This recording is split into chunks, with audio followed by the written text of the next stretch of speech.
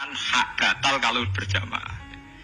Jadi tidak ada yang bilang dikatakan batal kalau jamaah. Cuma tidak disunatkan jamaah. Tapi Rasulullah itu pernah main di salah satu sahabat di waktu duha. Sahabat itu sakit, ingin ngundang Rasulullah, kepengen dalamnya di kenangan nanti tinggi sholat sinten Rasulullah. Ternyata Rasulullah ketika sholat, anak-anak dan istrinya yang sakit tadi ikut jamaah. Dan Nabi membiarkan. Bahkan Nabi sempat ngatur soft. Padahal itu satu bentuk sholat yang kategorinya agak disunatkan apa? Jamaah. Itu makanya Imam Nawawi bilang sholat-sholat yang enggak disunatkan jamaah itu masih boleh jamaah. Seperti witir, duha. Ya, tapi aja terus jadi gerakan tahajud bersama. Nah ini kalau ora cocok nih. Wong ora kepen tahajud kok dijak nopo? Tahajud. Kalau nggih nate dipamit ikus ana tahajud bersama. Cangkem ora usah. Wong sing ngeloni bojone lagi ibadah, bocah ibadah sing ora enak ngono lho. Mergo jare Nabi wis jelas wa fi buti ahadikum sedekah. Tadi kowe iku malah lucu. Wis ibadah kok bocah apa? Ibadah. Dadi sing ngeloni, lho ngeloni ra kudu ngeloni bojo, ngeloni anak iku ya napa? Ibadah. Takokno ruhen. Nak ngeloni bojo gak di masa depan ngeloni apa? Anak. Ngeloni anak ki napa? Ibadah. Neng omah jaga anak bojo timbang dhewean nggih napa? Ibadah. Mulane kula nu rapati cocok nek ana tahajud bersama. Oleh tapi aja dadi gerakan. Nek sing pun nglampahi nggih monggo, sing umate seneng nggih monggo, itu tetap baik. Tapi baiknya bergantung sejauh mana ini tidak dimasalkan. Sekali dimasalkan tetap tidak napa? Baik. Karena nanti punya akibat yang sedang baik diajak baik yang lain, dari baik nikmat menjadi baik gremeng itulah itu perkara kan. Hanya orang kan sepakat kan nak ngumpuli bojo ibadah, kabeh ulama sepakat kan. Dan itu penggemarnya banyak. Terus dijak ibadah yang penggemarnya sedikit. Dasar imamnya ra cocok. Lah itu kan resiko agama dikomentari kan tinggi. Makanya tidak usah dimasalkan. Sing kelon ya keben, sing turu gitu kok. Keben karena turu ki ibadah kan. Turu niku mari ra maksiat. Wong zina mergo apa? Mergo ora turu. Wong maling mergo ora turu. Wong ngrasani wong mergo ora turu. Mane kula nate cerita teng ngaji niki ana ulama wali. Saking seneng ibadah nganti janggal. Ana gak wali sing makome kaya aku.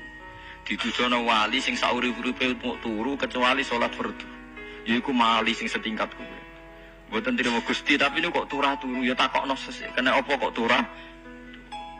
Jebule tak takoki, kenapa jenengan turu? Ya wong turu ora iso maksiat.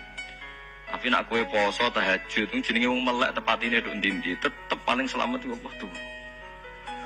Akhirnya ngakoni, jebule alim kowe lah ya dadi turu iku iso dadi wali. Ke wong turu ora ngarah zina, ora ngarah maling, ora ngarah ngrasani. Dadi mulane akeh wali sing berangkat saka napa turu. Mulane Ashabul Kahfi ku wali sing kramate ku turu suwi. Mergo turu ku nak tepak. Niku iso dadi napa? Wali. Lan kenapa kramate Ashabul Kahfi napa? Turu. Tapi aja tiru. Iki cerita ilmu, dari ilmu ora kudu mbok setujoni niki ilmu. Difaham ya dados. Kula piyambak pribadi belum pernah tahajud jamaah sama istri saya. Kula piyambak jarang tahajud. Tapi memang saya beritahu kalau sholat-sholat yang kesunatannya itu tidak jamaah, sebaiknya jangan dipaksakan jamaah. Karena kadang fadilahnya disirron. Kalau baleni malih, seperti sedekah. Kalau zakat wajib itu sebaiknya diumumkan supaya orang tahu bahwa dia sudah melakukan kewajiban. Tapi kalau zakat tidak wajib sebaiknya sirron, sebaiknya rahasia. Begitu kan sholat jamaah itu kenapa baik di sholat fardu? Karena kalau yang tidak jamaah kan dikira dia tidak sholat. Makanya kesunatannya sholat fardu nopo jamaah. Tapi selalu potensi riya, sum'ah, pamer itu ada. Sehingga ada sholat-sholat yang dari awal didesain supaya tidak kelihatan orang. Yaitu sholat gak usah berjamaah. Terus baik di rumah. Semua ulama ijma sholat sunat itu baik di rumah apa di masjid? Di rumah. Di rumah, di dalam kamar sama di kamar tamu, ruang tamu baik di dalam kamar. Bahkan Nabi nyebut sholat fiko ibaidiyah di kamar paling dalam. Nah, bagaimana mungkin sholat yang sudah didesain sirron begini, misalnya kayak tahajud, disunatno bengi-bengi ben ra wong roh, disunatno ning jero kamar ben wong ra roh. Jebule jamaah kan jadi aneh kan. Tapi kena nentang ya goblok, barang apa kok buat tentang? Ya, tapi kowe yang tenanan ya goblok kok ora sunah Nabi juga. Mana yang boleh takut itu yang jenengan takut kok mubang pun. Mana aku wong alim dadi bingung. Bingungnya aku mergo akeh ilmune ora kok koyo bingungem. Ya tapi sing jelas peminat ibadah kelon itu lebih banyak. Ini mau sing mesti niku. Karena Anda harus sepakat kan kelon itu apa? Ibadah. Kita sepakat kan. Dan itu peminatnya banyak. Itu sekali ada pengganggu pasti dikomentari tidak baik. Padahal pengganggu yang ngajak tahajud. Itu artinya kan tahajud jadi korban dikomentari gara-gara pengganggu. Ya itu yang saya tidak senang. Dieling-eling. Yang keempat ini makom saya, tapi jangan sampai tiru. Ada toriko namanya Mulamatiyah yang pernah disebut di mana ya Mulamatiyah. Orang semua coba Malamatiyah. Ada ulama itu seumur-umurnya itu tidak pernah sholat qobliyah tadi. Tapi sudah tiru. Kalau ngomong saya ulang-ulang jangan tiru. Nah, kalau sering niru, buat nanti sholat qobliyah tadi. Termasuk yang menentang itu Abdul Hasan Asyadili. Dulu ketika beliau belum wali papan atas. Ulama Mulamatiyah itu kalau katoan itu dengkulnya ketok. Jadi agak-agak pupu paling bawah itu ketok. Lanang loh, makanya coba yang wedok ini lanang, bakat lanang. Kalau wong wedok kan auratnya semua tubuh. Jadi rodok katoan cekak. Pas Abdul Hasan Asyadili liwat tuh dia ingkar. Dia ulama kok katoan cekak atau sholat sunat. Hasan Asyadili yang jadi toreko sama Sadiliyah itu juga pernah wali anyaran. Janggal dia kan cek wali perfect, wali-wali senang sempurna. Nah, akhirnya ketemu sama ulama itu ternyata jagungan dengan antarane langit be bumi.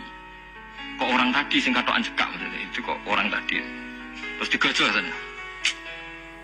Kamu jangan nyindir saya, jangan ngenyek saya. Makomamu jek dura. Kamu lihat itu umatnya Muhammad banyak. Itu sing iso ngancani aku. Ternyata dia itu punya toriko, kumpul wong bid'ah, wong sekuler, wong nakal. Supaya mereka untuk rahmat mergodik. Karena dia ini mantep para pangeran, gak mungkin wong bid'ah, wong salah, tak awari aku kena azab. Mesti pangeran ngergani aku. Jadi dia ini ngancani wong nakal itu demi supaya wong nakal itu ora kena azab. Mergo diproses ilawah. Diproses didakwai napa? Sebab barokah ini dia ini dadi wali. Terus adiknya sholat sunat qobliyah ba'diyah adiknya berat. Kok tahu berat alasannya? Dijak sholat fardu ya abot. Nak nganti disangka qobliyah ba'diyah penting malah abot. Mulane aku rasa sholat qobliyah ba'diyah. Lah iku sing makom iku. Kula baleni malah. Dijak sholat fardu ae abot. Nak nganti aku qobliyah dhuwur 4 rakaat, ba'diyah dhuwur 4. Atau 2 rakaat. Tapi paling afdal kan 4. Khusus dhuwur lho nggih. Kaya jadi dia nunjukno nak Islam ku mau sholat fardu fakot. Orang luweh, orang kurang. Lu udah diwali Mulamatiyah sing tawasul teng Malakib Syabdul Qadir apa? Jilaliyah Mulamatiyah. Iku wali-wali anti sholat qobliyah, anti sholat. Mane kula nu nganti sakniki jarang teng kampung kula nu terkenal Gus Bae ku wong alim ora tau sholat sunat. Ya anggere wong narukan sholat sunat kabeh aku malah ora, tapi nek ora kabeh aku tak sholat. Pokoke sementing ku ya penting gitu, penting gitu. Ya alasannya masuk akal. Maka itu Abdul Hasan Asyadili pernah juga diingatkan wali-wali yang lebih senior. Begitu juga Abu Yazid Al-Bustami, beliau juga pernah dipermalukan wali-wali agak preman. Tapi itu cerita wali, sama harus percaya karena ini cerita ilmu.